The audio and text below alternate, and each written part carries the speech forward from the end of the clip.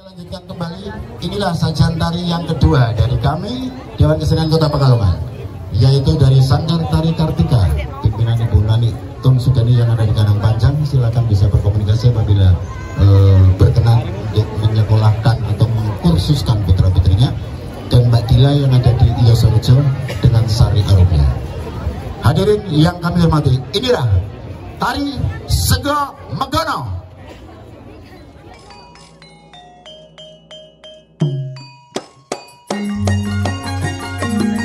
Padha mangan urung co, sego megono yo, megono segane wangi sambel terasi.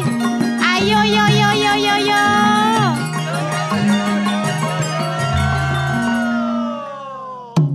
Oh ya.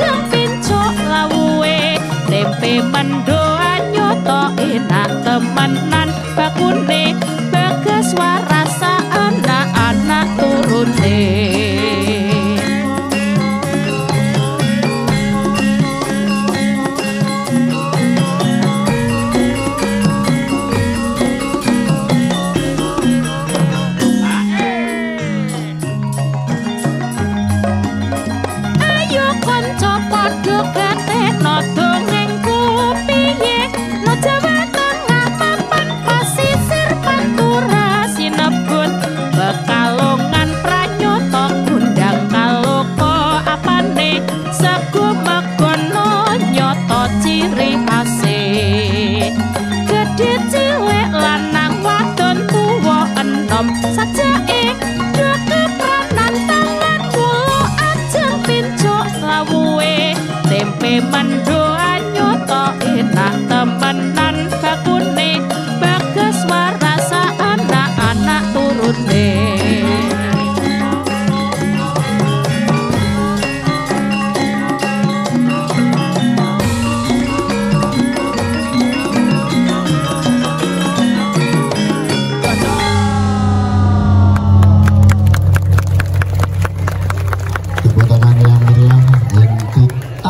sego